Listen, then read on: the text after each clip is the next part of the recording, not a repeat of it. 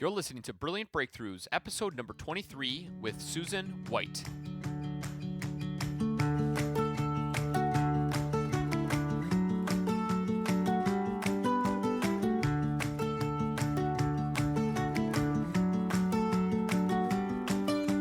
Hi, small business owners. Welcome to the Brilliant Breakthroughs podcast, where we focus on creating brilliant breakthroughs for the small business owner.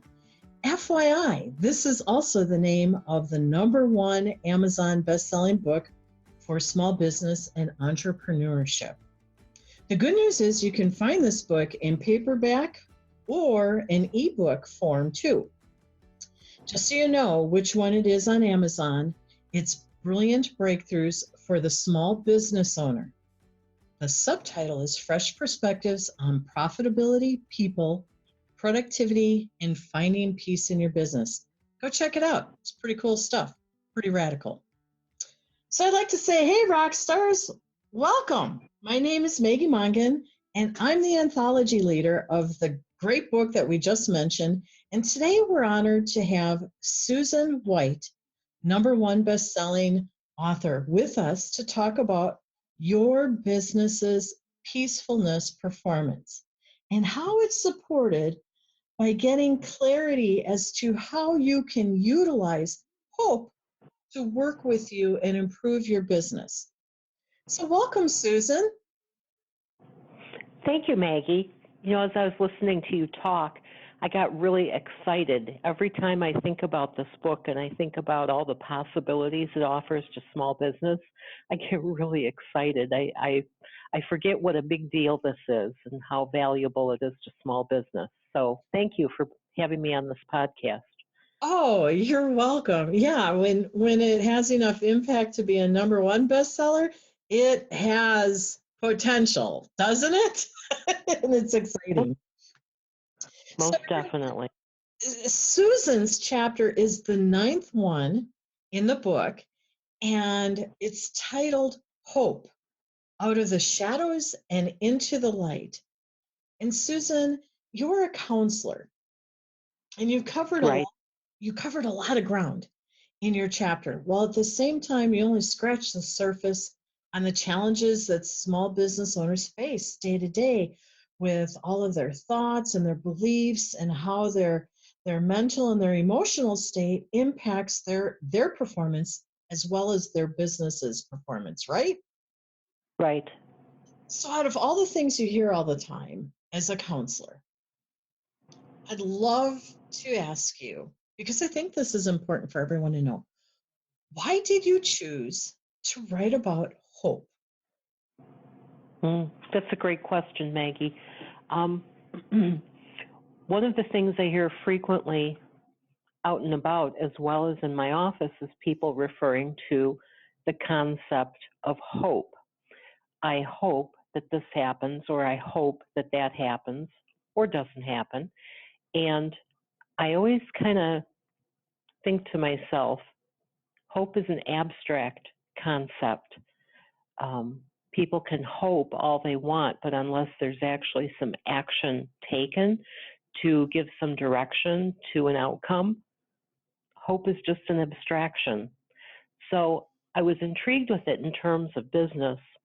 As I wrote in the book, there's a explanation about somebody who is in business by the name of Steve. And Steve was very hopeful that his business would survive a fierce competitor that moves into the same town as he is. And he really doesn't take the kind of action that he needs. And he allows some of his shadow qualities to overcome him. Now, I bet you're wondering what shadow qualities are. Well, I was just going to ask, so let's talk about shadow qualities. I think that's not common knowledge for small business owners. Bring it So on. a shadow quality is a quality that is disowned by ourselves. For example, people speak in shadow qualities and don't even think much about it. If you've ever heard somebody say there's a part of me that would like to do one thing and a part of me that would like to do another thing, those are parts or shadow qualities that can be coming out in conversation. For example, there are qualities that we don't necessarily want to embrace ourselves, qualities like rude, controlling, mean, demanding, selfish, and those are just the ones I can think about of myself. But we don't want to necessarily embrace those qualities, and the truth is that they have value. I was able to study with Debbie Ford, the author of Dark Side of the Light Chasers, and that's who I learned a lot about shadow parts with. And what she did is she taught us to seek out the value of these qualities so we can actually use what the value is. For example, selfish. If we think about selfish, we can think about keeping everything to ourselves and limiting ourselves, as opposed to being selfish and utilizing what we need to take for ourselves and use for ourselves. Can you give an example of that in a small business setting? In a small business setting, to be selfish, let's see. For example, with time, I need to be very selfish with my time and manage my time, because if I don't, it can be pretty easy for people to come along and utilize my time, and I end up wasting it. Got it. Okay, so like a shadow quality could be being impatient. Yes.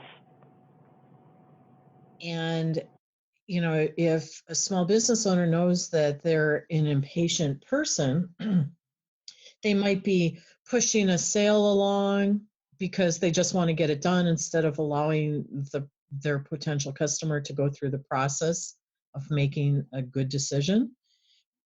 It can show up all different ways.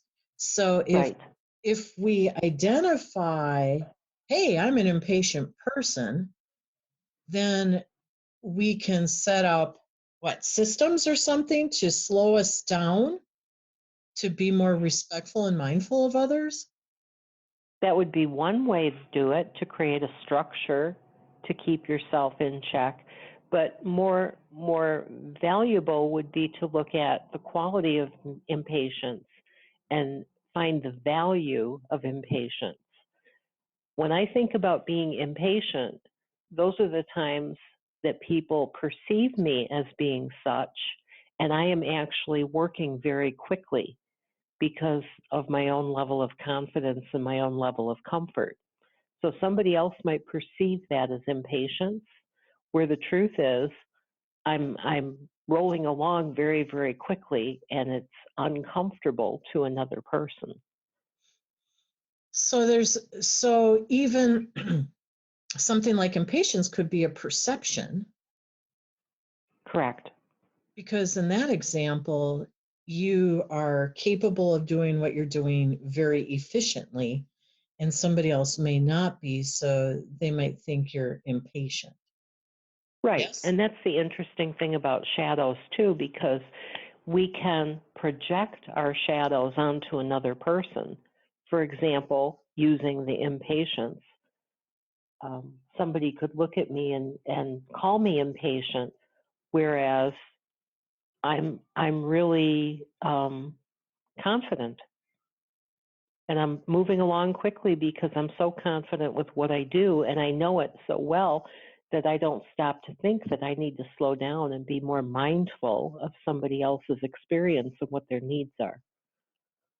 Got it. So they label it as impatience, but it's not really impatience. Okay, so what would an example of hope, because your chapter was about hope, what would an example of hope be? Well, an example again, would be the abstraction of hope. Hope is a thought, a feeling, and it's an abstraction. You can't pour a cup of hope. I like that. And the reason why I'm asking, I'm a master business coach, and for over a decade, I run into endless numbers of people who are like, well, I hope this or I hope that. And it's like, yeah, it's not a course of action, is what I say. And I try to move them into a course of action. But sometimes people just really want to be in a hopeful state. Mhm. Which is wonderful. That's a great place to be, as long as you're taking right actions and have a strategy for success. So that sort of goes back to that old ancient teaching of right thoughts plus right action. Correct. As I wrote in the chapter, there was a businessman by the name of Steve who had a bakery, and it was a successful bakery. He started out, it was his passion. He threw his heart and soul into it, and it was doing very well until a big competitor moved into town and took away a lot of his business. And rather than rewrite his his business plan, or to take a look at what he had that the big business didn't have and capitalize on that, he just kept doing what he had done to create his initial success and hoped he would be fine. Well, when there's a change externally, sometimes we need to create a change internally. Hope is not enough to sustain us all the time. It's certainly a beautiful thing when we're moving forward, but that's the operative phrase there, that we need to move forward. Wow, I love that. If there's an external change, we need to be thinking about the internal change that needs to occur to get us towards our destination again. Right. So, Right. so in the chapter, Steve just tucked his head in the sand and hoped things would get better instead of taking a new course of action, right? Correct. And Okay. unfortunately, he ended up packing up his store and calling it quits. So that was the end action because he didn't take action when he needed to. Correct. Okay. See, I think that that's a really important part in the hope plus action conversation is there comes a point, a threshold, when you're looking at the circumstances as a business owner of this is happening and this isn't happening, and there's a moment of choice, and that's that threshold. And I like how you said you need to have your internal and external worlds align when a change occurs. If a change occurs in one, a change has to occur in another. That's Right. harmony, right? Correct. Okay, so this is common in everybody's life. So it would be common in small business ownership. Do you have some ways for us to be able to identify that we're caught up in a hopeful state? And I know Well, I'm really throwing that one out at you there. being self-aware, that we have our head in the shadows, and that we're not really being honest, but we're telling ourselves stories,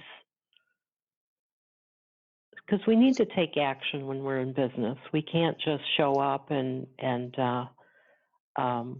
live in a fantasy world. We have to be very self-aware, and that's not the same thing as self-reliant. We need to make some decisions about what we're doing and how we're doing them. Let me try again. What we're doing and how we're doing it. Does that address your question?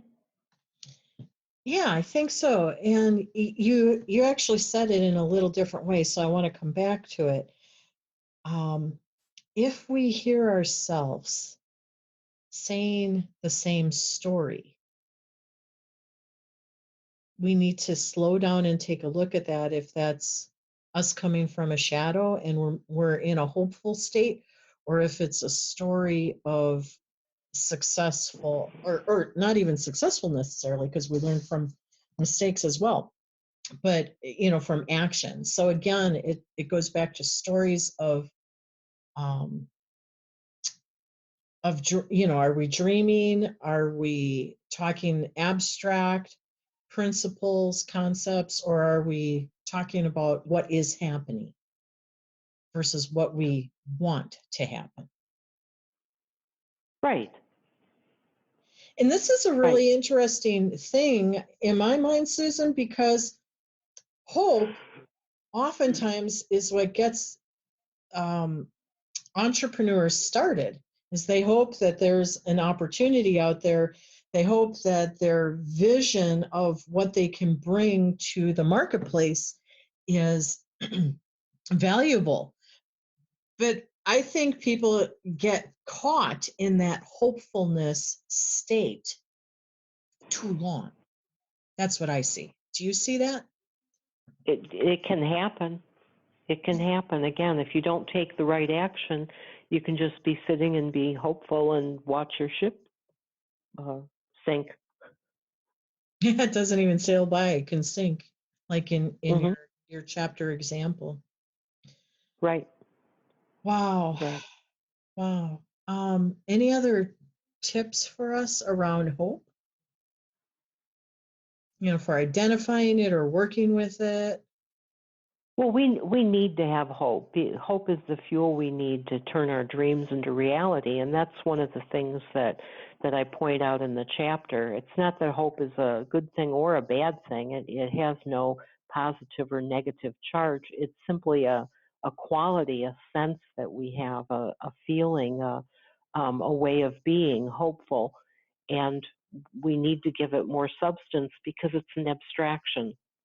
So I think that anytime you hear that somebody hopes for something or hopes something doesn't happen, I think we need to be very mindful that that's a capsule. It's the stuff inside the capsule that's really going to be valuable. Okay, I'm sitting with that for a moment. Hope is a capsule, like a pill capsule, Right. and it's the action that's within that capsule that determines the outcome. Correct. That's really interesting. Because the same is true, like if we have a headache and we take a capsule of something to help our headache, we hope Right. that will alleviate our headache, but it's not the capsule itself, it's the stuff inside the capsule that determines if it does or doesn't. Exactly. Yeah, that paints a pretty vivid picture, doesn't it? Yeah. But Again, it took me a minute there. we can't pour out a cup of hope because it's an abstraction, but we can take a look at a capsule and see what's encapsulated inside of it that really creates change. Sure.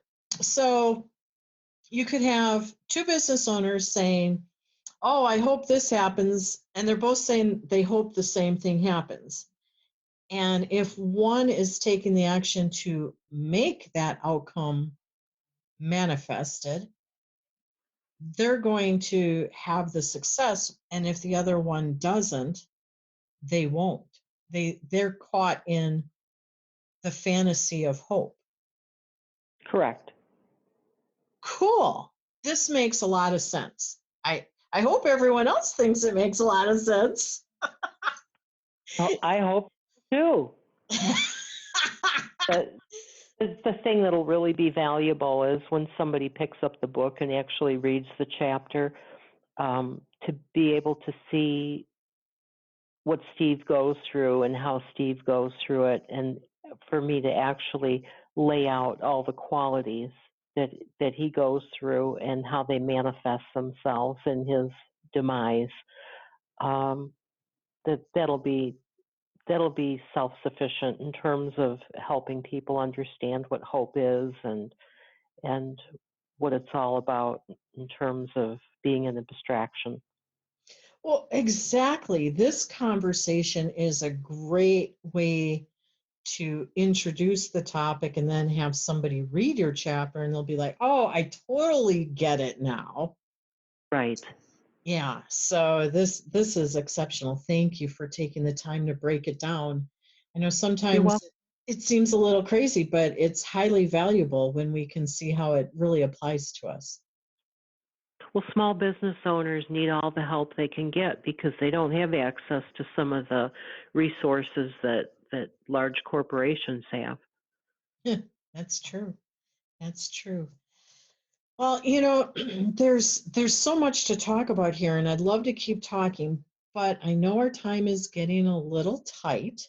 So I'd like to ask you if there's one thing you want small business owners to remember about this conversation, your chapter, the topic of hope, and how to move it from the shadows into the light. What is it that we need to know? Self-awareness, being very self-aware and being able to distinguish it from being self-reliant. Um, we can easily be self-reliant in one area, but if we aren't aware of how we're sabotaging ourselves and or how we may be telling ourselves some stories as opposed to telling ourselves the truth, we can get sucked right into a disaster. So again, to be self-aware is crucial when you're a small business owner. And that's one of the ways that somebody like me can help, or even somebody like you in terms of coaching.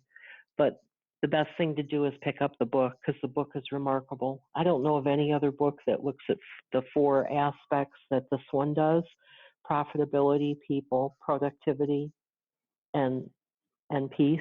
I don't know how any other book that goes through that. Hmm. Yeah, it is a different approach, no doubt about that. Well, I love this because you mentioned folks and corporations have all these resources available to them, and there is something in the corporate structure called an industrial psychologist, which is somebody that's a psychologist for people to go talk to work through the stuff that's in their head and in their heart and really get some clarity on that. And in this case, you, Susan, provide that for small business owners, don't you? Correct. Okay. So this is an important topic, and I want everybody to pay attention because there are people out there like Susan that can help you. And if you don't already have one, you will definitely want to check out how to get a hold of Susan because she can help you gain the clarity and be that sounding board for you to have that awareness that you need with what the reality is of your business. Wow, Mm. you are fabulous. Thanks for showing up in our world. Oh, thank you for having me. Okay, hey listeners, this is how you can learn more and engage with number one best-selling author Susan White. Now that you've heard this, start by reading chapter 9 in the book, Brilliant Breakthroughs for the Small Business Owner, and gift your business's performance by accepting the invitation to go ahead and learn what you need to get clear on so you can advance your business. Susan has an exceptional offer for you on her author's page at the end of her chapter. Plus, there's all sorts of other handles on how to interact with her on social media sites for you. So you have lots of ways that you connect with Susan.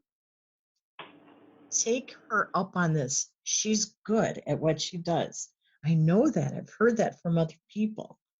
And she and I've had some wonderful talks. Brilliant lady.